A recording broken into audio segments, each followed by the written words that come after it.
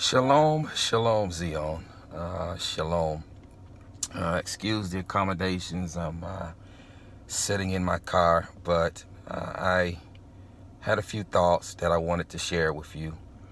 I wanted to share with you on this Yom on this second day of unleavened bread for some. Some of us are going to celebrate it later, but for the majority of you, some are indeed on the second day of unleavened bread. And in that vein, Yah has deposited some things into my nefesh, and I wanted to kind of share those things with you. They are relevant, irrespective of whether or not you are celebrating unleavened bread now, or indeed if you've already celebrated unleavened bread, or if indeed unleavened bread is coming up for you. Because indeed, unleavened bread has a deeper spiritual meaning, and some of you already know. But leaven is, as many of you know, associated with sin, and unleavened is associated with righteousness. And so, even though Yahuwah has ordained this particular feast, to abstain from unleavened bread for 7 days, indeed, it is a foreshadowing, and it is also a teaching to show us and to teach us through instructions through this feast that we are to always abstain from leaven, that we are to always abstain from unleavened bread, and to always aspire to walk and to stay in the path of Zedekiah, or the path of righteousness for his great namesake. Many of you know part of the instruction with respect to keeping unleavened bread is that leading up to unleavened bread, we are to remove all leaven from our homes. We are to search out our homes for leaven, and we are to remove all of the leaven from our homes. Indeed, this is reminiscent of the sud, a deeper spiritual context of this instruction, in that at the same time we are searching out our homes for leaven, then we need to simultaneously be searching out this spiritual house for leaven. We need to be simultaneously searching out our spiritual house for leaven and bringing it before the Most High as he reveals it to us, and fall at his feet and ask him to remove that which is unclean in us. Ask him to remove the yeast, the leaven, from our hearts, because indeed, Zion, there is yeast, there is leaven in our hearts. Indeed, even in the lesson of removing the leaven from our homes, there is indeed a lesson in that. And the lesson is that we can never remove all the yeast or the leaven from our homes, because there is even leaven or yeast in the air. And so we can never remove all the leaven from our homes. This indeed is reminiscent of the fact that we can never remove all the leaven or the yeast from our hearts. And indeed, not until the Most High gathers us from the four corners of the earth and replaces our heart of stone with a heart of flesh, and sprinkles clean water on us, and removes the Baalim from our lips, not until then will we be completely unleavened.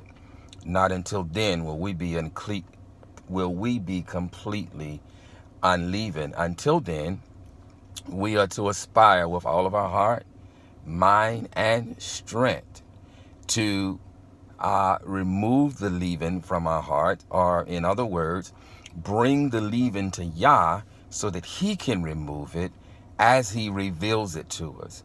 As when we lay before him, asking him to reveal the hidden things within us, to reveal the leaven within us, As he reveals these things, then we in turn are to bring them before him with tears for his feet, to wet his feet, and drying his feet with our hair, asking him to remove that which is unclean in us. And this is something indeed that should be repeated daily, or as often as Yahuwah reveals that which is unclean in us. And in that vein, Yahuwah has put some things into my nefesh, and I want to share them with you. I don't want to be long.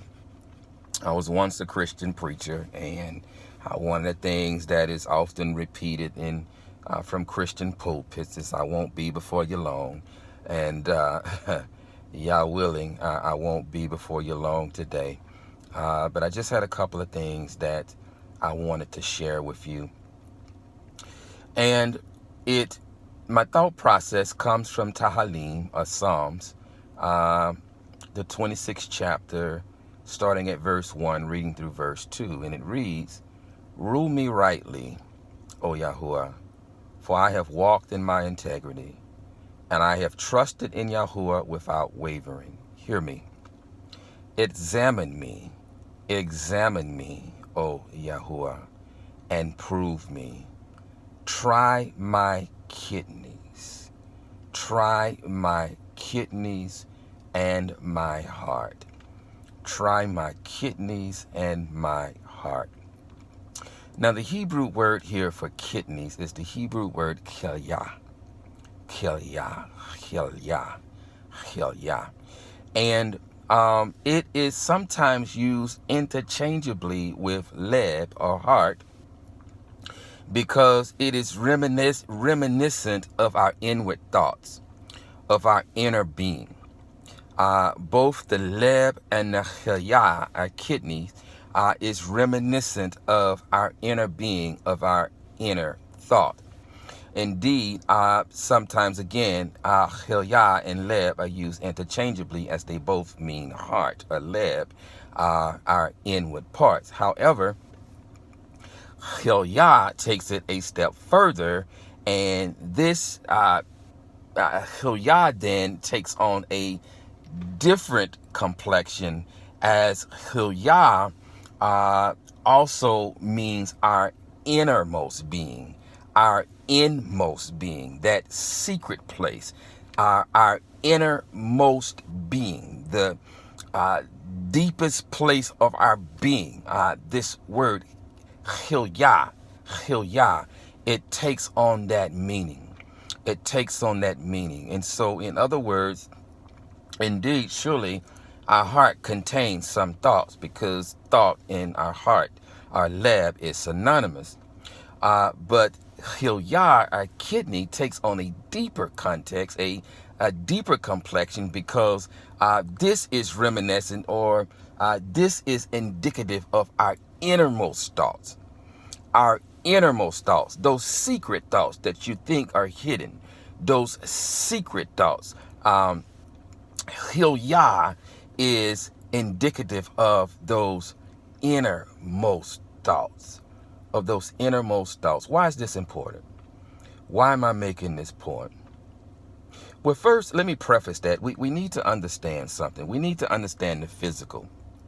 In the physical, or many of you have heard me talk about the 4 levels of scriptural interpretation, with the Peshat being the first level of scriptural interpretation, being the surface meaning, and the Sud, spelled S-U-D and pronounced like wood, being the 4th level, and the mystery, or the hidden thing.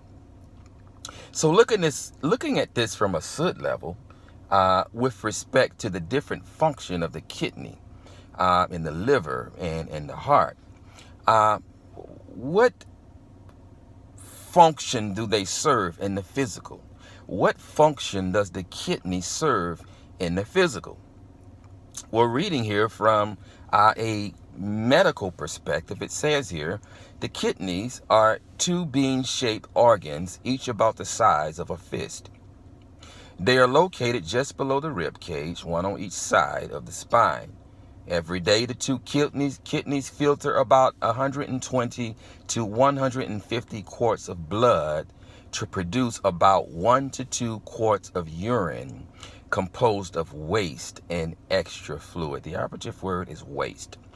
The operative word is waste. So in other words, our kidneys filter waste from the blood to produce urine. They filter waste from the blood to produce urine. So the kidneys produce waste. The kidneys filter waste. I need you to bookmark that.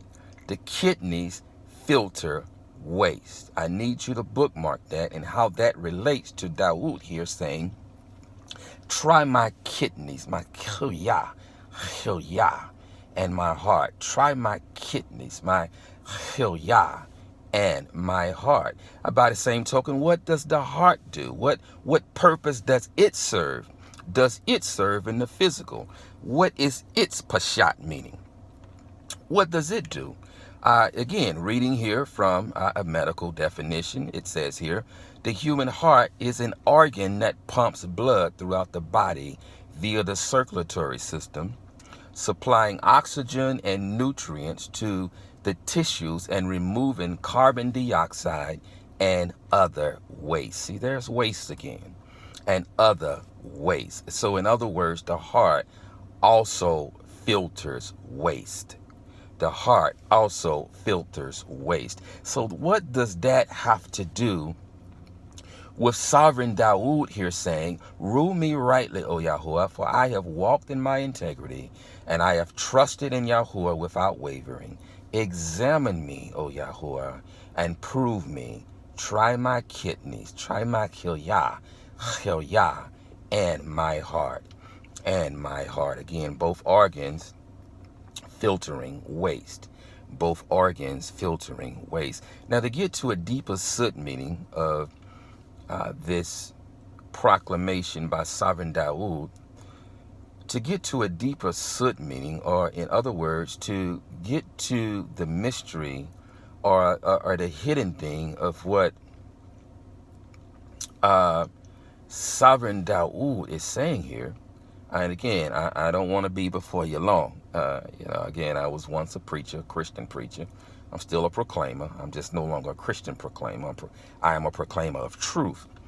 And I want to speak a little truth to you on this yom. But in that vein, I'm going to read to you now from Uikra, commonly called Leviticus, the 4th chapter. And I want to read it in its entirety to give you some context with respect to what sovereign Dawood is saying here, and to give you further context to kind of solidify the medical definitions that I gave you earlier with respect to the physical function of the khilya, the kidneys and the heart.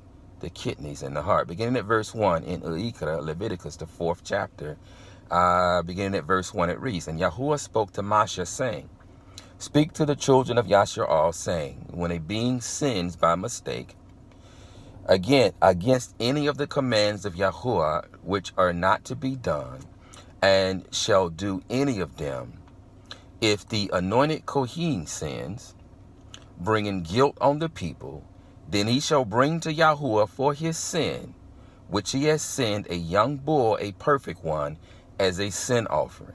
And he shall bring the bull to the door of the tent of the appointment before Yahuwah, and shall lay his hand on the bull's head, and slay the bull before Yahuwah. And the anointed Kohen shall take some of the bull's blood, and bring it to the tent of appointment. And the Kohen shall dip his finger in the blood, and sprinkle some of the blood 7 times before Yahuwah in front of the veil of the set-apart place. And the Kohen shall put some of the blood on the horns of the slaughter place of sweet incense before Yahuwah, which is in the tent of appointment, and pour all the blood of the bull at the base of the slaughter place of ascending offering, which is at the door of the tent of appointment. Then he takes, hear me, Then he takes all the fat of the bull as the sin offering, the fat that covers the entrails, and all the fat which is on the entrails, and the two kidneys, and the fat that is on them by the loins, and the appendage on the liver, which he removes with the kidneys. And it was taken from the bull of the slaughtering of the shalom offerings, and the Kohen shall burn them on the slaughter place of the ascending offering. And the Kohen shall burn them on the slaughter place of the ascending offering. But the skin of the bull and all of its flesh, with its head and its legs, its entrails and dung, all of the bull, he shall bring outside the camp to a clean place where the ashes are poured out, and burn it on wood with fire.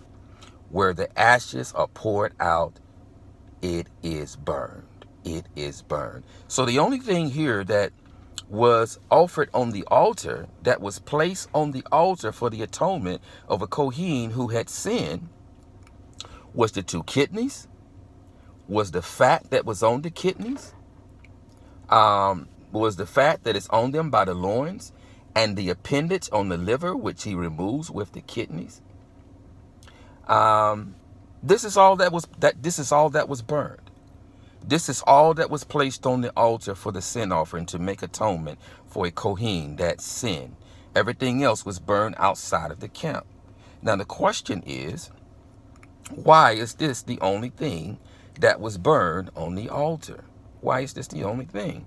Well, again, we read the surface definition, or the Peshat definition of the kidneys, and the function of the kidney is to filter out waste, from the blood. The function of the liver is the same thing, to filter out waste. And the function of fat, what does fat do? Fat, toxins, if we're eating toxic things, this is where toxins attach themselves to. They attach themselves to fat cells. Toxins attach themselves to fat cells. So we see here that these are the only things that are presented on the altar. Why? Because toxins, Zion, are representative of sin. Toxins are representative of sin. This is where sin resides. Toxins are synonymous with sin. Thus, where sin resided, this is what was placed on the altar. This is what went up in smoke. This is what was consumed on the altar. The organs that filter out toxins, the organs that were representative of the organs that filter out sin, thus the organs that sin attaches itself to. The organs that sin attaches itself to. If the organ filters out toxins, then those toxins, it's not going to filter out all of those toxins. Not all of those toxins are going to pass out in urine. Not all of those toxins are going to pass out as when it relates to the liver. Not all of those toxins are going to pass out through the bile or through feces. Not all of those toxins are going to pass out. Some of those toxins are going to remain attached to the liver. Some of those toxins are going to remain attached to the kidney. And some of those toxins are going to remain attached to the heart. They're going to remain. Not all of them are going to pass out through the body. Some of them are going to remain. Thus, toxins being reminiscent of sin, some of them still, again, attach themselves to these organs. Thus, these organs are what is offered on the altar, reminiscent of sin being consumed, of sin being burned up, and going up and rising up into Shamayim as a sweet-smelling offering. as a sweet smelling offering. And so Dawood says here, rule me rightly, O Yahuwah, for I have walked in my integrity. I have trusted in Yahuwah without wavering. Examine me, O Yahuwah, and prove me. Try my kidneys, my Hilyah, and my heart. Try my innermost thoughts. Try my innermost being. Search my kidneys. Try my kidneys, Yahuwah, and filter them, and remove them and offer them up on your altar as a sweet smelling aroma into your nostrils. Remove my liver, Yahuwah. Remove my liver, remove my heart, and place them on your altar, and let them go up as a sweet smelling aroma into your nostrils. Let them go up as a sweet smelling aroma into your nostrils. And so, Zion, as many of you celebrate the feast this week, be mindful that your kidneys contain toxins, that your liver contains toxins, that your heart contains toxins. Indeed, Yahu declares that the heart is wicked above all things. It is wicked above all things. Who can know it? Who can trust it? Who can trust it? And so these organs, they contain toxins. They contain toxins. Many of these toxins we brought with us from Babylon. And many of these toxins we still war against. Against lust, against pride, against envy, against covetousness, against selfishness and self-righteousness, against fear and against doubt. Many of these toxins, Zion, we brought with us from Babylon, and they have attached themselves to these organs. They have attached themselves to our innermost thoughts, to our innermost being, to our Hilyah, to our kidneys, and to our heart, and to our liver. Not all of these toxins were passed out through bile and passed out through urine when we came into truth. Some of these toxins remain attached to our Hilyah, to our kidneys, and to our heart, and to our liver. So I pray that this week you indeed are laying before the Most High during this feast of unleavened bread, which is reminiscent of removing the leaven from our bodies. And it is a foreshadowing of the time when indeed all of the leaven will be removed from our bodies. But I pray that you are taking this opportunity to lay before the Most High Yah and asking him to try your kidneys, to try your innermost being, your innermost thought, to try your lib, to try your heart, to try your liver, and to remove these organs, to offer you, to slaughter you. Because indeed we are to die daily, but to offer you and to slaughter you so that you die to sin daily. And as he slaughters us, to ask him to remove the liver, to remove the kidney, to remove the heart, and place it on his altar and let it go up. Let it be burned. Let it be consumed. And let it go up as a sweet smelling aroma into his nostrils. Into his nostrils. And so while you are eating unleavened bread this week, if you're indeed observing unleavened bread this week, bear in mind the deeper soot meaning of this feast. And be searching out this inner house, this inner hekel. And ask Yah to try your kidneys, to examine your heart, and to try your kidneys, and to remove your liver and your kidneys and your heart, and to place it on his altar, so that it is consumed in his consuming fire, and so that it goes up to Shamayim as a sweet smelling aroma, as a sweet smelling aroma. Don't lose sight of the deeper context, of the deeper soot meaning of the feast. Don't observe it from just a religious perspective. Don't just eat unleavened bread. There is a deeper context. Why are you eating that unleavened bread? Abstain from leaven, physically and spiritually. Abstain from sin. Abstain from your known sins. And while abstaining from your known sins and while eating the unleavened bread, examine yourself even more and ask Yahuwah to examine you even more, and to ask him to try your kidneys, your innermost thoughts, where all those toxins are attached to, the innermost, where your secret toxins are stored.